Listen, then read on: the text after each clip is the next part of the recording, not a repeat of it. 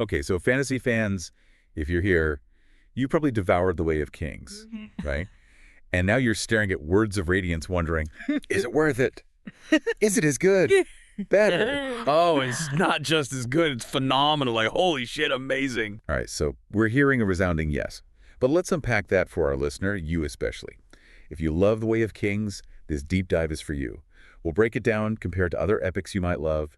By the end, you'll know if Words of Radiance is for you. What really grabbed me was how Sanderson takes those characters, from The Way of Kings, and throws them into these situations where they just have to grow. Like Shallan, for example. She was, well, kind of bland in book one. Yeah, I'm with you. I remember thinking, come on, Shallan, do something. Did she actually become interesting? She becomes more than interesting. She's brilliant in Words of Radiance, like quick-witted, resourceful, thinking on her feet. There's the scene, she's on the Shattered Plains, right? Those crazy plains with the high storms. And she maps the whole terrain just from watching the storm patterns. Wait, the whole thing, just from the storms. Mm-hmm. I get she's smart, but that seems unbelievable. Right, and that's what makes it so cool. You see this hidden depth to her that we just got glimpses of in The Way of Kings. And then there's her whole thing with the Ghost Bloods, this super secretive organization. It's like Born Identity, but high fantasy. Okay, now I'm interested. What about Kaladin? He was already pretty awesome in The Way of Kings. Is he still all angsty and moping around? Because I'm not sure I could handle another book of that. He does have those moments, yeah. He's still fighting his inner demons and figuring out his Windrunner powers, which, by the way, are so cool. Imagine the video game Gravity Rush, where you control gravity. So, like, flying around, defying gravity, how does that even work? Is it telekinesis or something? It's all about Stormlight, this energy on Roshar, right? And Windrunners, like Kaladin, they use it to mess with pressure and gravity. They can lash themselves to things and basically fly. But Sanderson doesn't just throw in cool powers for no reason. They're tied to their oaths, their struggles. Yeah, that's what I liked about The Way of Kings. The magic felt personal. But you said Kaladin still has issues. Does he actually get over them?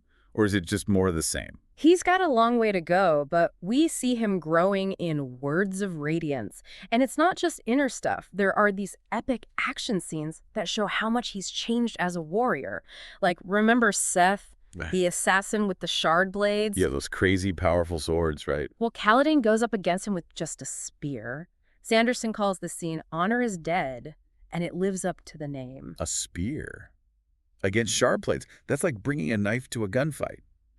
How does he even stand a chance? It's not about brute force. It's Kaladin's connection to the Stormlight, his willpower. He's willing to sacrifice everything. And then there's his first real flight as a Windrunner, the freedom, the power. Gives you chills. Okay, I'm getting a serious picture here. What about Adolin? I found him a little annoying in the first book, the typical spoiled prince. Did he get any better? I thought the same thing.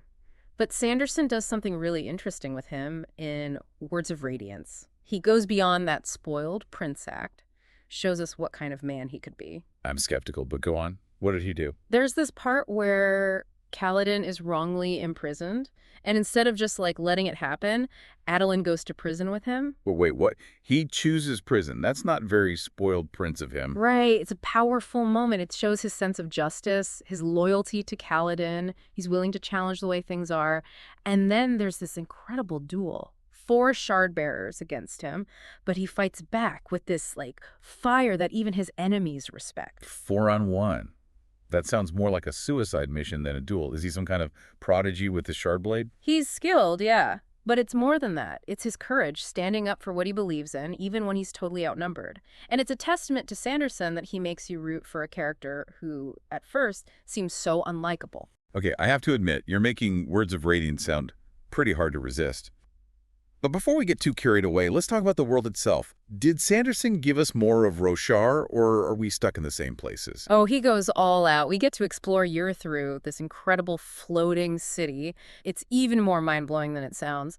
Imagine, a city defying gravity, powered by Stormlight, shrouded in mystery. It shows how imaginative Sanderson is, creating these places that feel fantastical but also real. A floating city. That's like straight out of a dream. But how does it fit into the story? Is it just a cool setting? Or does it actually matter? It's way more than just a backdrop. Through becomes central in Words of Radiance, like its secrets and history are tied to the fate of Roshar. And it's not just the setting. Sanderson throws in these creatures called Roshadium. They're these massive, spiky horses, tough and majestic. Spiky horses. Come on, are you serious? Are they like with the Knight's Radiant ride or something? You're not far off. They're pretty important to the story. They become these symbols of freedom, resilience. But what really blew me away was how he goes deeper into the magic systems, especially Windrunners and Lightweavers. We really get to see how their powers work, the limits they have, the sacrifices. You mentioned before that Kaladin can heal himself with Stormlight, right? Can he heal other people? And would that, change how he sees being a Windrunner? Because he can heal others, that's a whole different level of responsibility. It's not that simple. Windrunners can use Stormlight for their own wounds, yeah.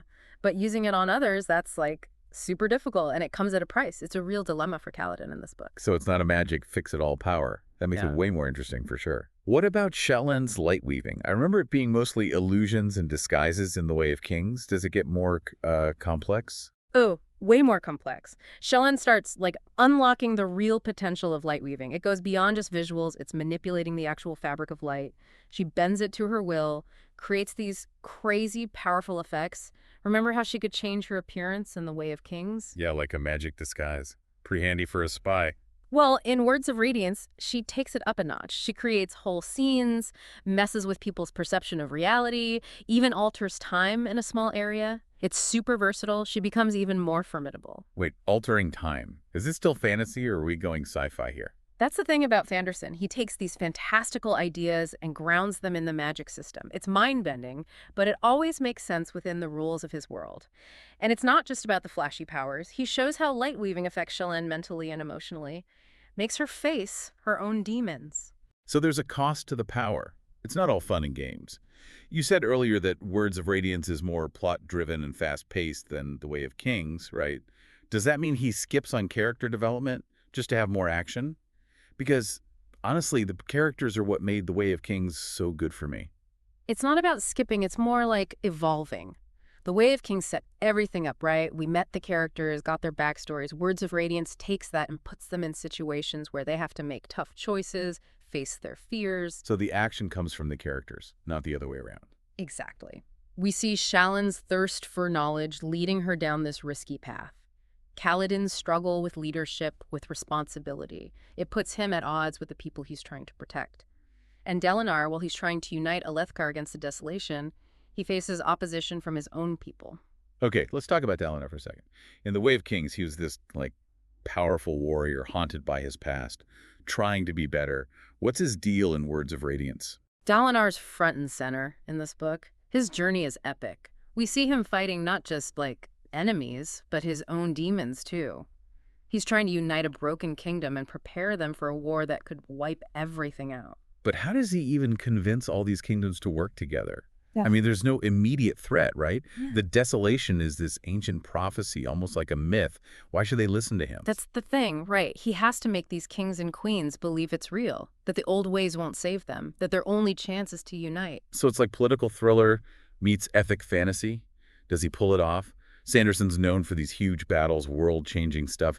Does Words of Radiance deliver on that? Oh, it totally delivers. The climax of Words of Radiance is one of the most intense, emotionally gripping and visually stunning things I've read in fantasy. Okay, now I'm really curious. Without spoiling anything, what makes it so special? The scale, the characters, or something else entirely? It's all of that and more. You see these characters we care about pushed to their absolute limit. They make choices that'll echo throughout the entire series. The stakes are crazy high. The action is nonstop. And the emotional payoff, totally worth it. It's a climax that leaves you breathless, wanting to just dive back in and experience it all again. All right, I'm sold. I'm ready to grab Words of Radiance right now. But one last thing. How does it compare to other epic fantasies? I loved Mistborn and The Lord of the Rings.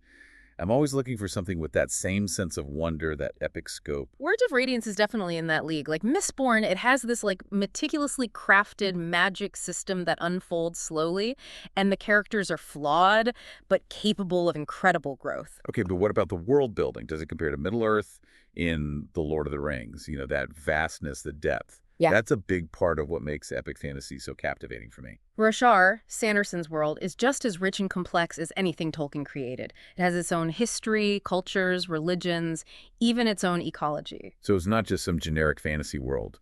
Not at all. Roshar feels real, lived in, totally unique. This has been so helpful. I think our listener is starting to get why Words of Radiance is more than just a good sequel. It sounds like Sanderson took everything great about The Way of Kings and turned it up to 11, created something really special. He absolutely did. But we're not done yet. We've talked about the characters, the world, the magic, the action. But there's one more thing. The deeper themes that make Words of Radiance more than just a fun adventure. Join us for part 3 of this deep dive. We'll explore those themes, give our final verdict, and leave you with something to think about as you journey through Roshar. And we're back for part 3 of our deep dive into Words of Radiance. We've covered a lot of ground, but I think it's pretty clear we're both impressed with what Sanderson has done. Totally. It's one thing to build this huge, complex world, but it's another thing to fill it with characters who feel real, relatable, and flawed. And that's what really hit me about Words of Radiance, the way Sanderson uses these big themes like truth, redemption, unity, and explores them through these characters. Yeah. Like with Shallan, right? As a Lightweaver, she can literally bend light, make illusions. So she's dealing with the idea of truth. What's real, what's fake. And it's not just the magic. She's got all these secrets from her past, hiding parts of herself. Makes you wonder if anyone can really know themselves, let alone other people. Exactly. And then there's Kaladin. Bound by his oaths as a Windrunner, he's trying to live up to them, be the hero everyone wants him to be. But he's also got those demons, his past trauma, his anger. And Dalinar, trying to bring together this kingdom that's all broken up by war and suspicion, he's looking for a truth that can unite people. Some common ground to get past all the hatred and prejudice. It's so cool how Sanderson shows these different sides of truth throughout the story. Even the best intentions can be messed up by biases, societal pressure, history. And it's not just truth. There's this huge theme of redemption in Words of Radiance. Like Dalinar's haunted by what he did in the past. He's trying to make up for it, be a better man. And Kaladin. He sees himself as a failure, doesn't think he deserves his powers. He's trying to get past that, find a way to use his abilities to help others, to fix the damage he's caused. Even Shallan, who's running from her past, wants some kind of redemption. She's trying to forgive herself, find a place where she belongs, where her powers can do some good. It's a powerful message, especially in a genre where heroes are often just automatically good. Sanderson reminds us that we all mess up, we all have darkness, but it's never too late to try to be better. And then there's unity. Super important in a world facing something as destructive as the desolation. Dalinar's working so hard to make alliances, trying to get these kingdoms to work together instead of clinging to old grudges. Right. And it's not just politics. He wants to change how people think, convince them that their differences don't have to define them, that they're stronger together. It's something that really makes you think, especially today. The world feels so divided. Sanderson reminds us that unity isn't just convenient. It's about empathy, understanding, recognizing that we're all connected. It's a lot, I know, but that's what makes Words of Radiance so good. It's an adventure, it's a character study, it makes you think about these big themes. It stays with you. So for those who are still unsure, wondering if they should read Words of Radiance, I think we can say it's more than worth it. It's a must-read, a masterpiece of epic fantasy. This book will stay with you. Absolutely. It'll make you think, feel, question everything you thought you knew about yourself, the world. And it's just the start of this incredible journey through Sanderson's Cosmere, all these connected worlds, stories that'll keep you hooked for years. We've talked about truth, redemption, unity. But Words of Radiance leaves us with this question. We see Shallan trying to find her place, wanting to belong, have a purpose. Now she's deep with the Ghost Bloods. Will she find what she's looking for? Or will the truth be way more complicated, more dangerous than she thought? That's the great thing about Sanderson. He doesn't hand you answers, just leaves you wanting more. And that's where we leave you, to ponder that question as you dive into Words of Radiance. Thanks for joining us on this deep dive. Until next time, keep exploring, keep questioning, keep searching for those stories that really make you think about what it means to be human.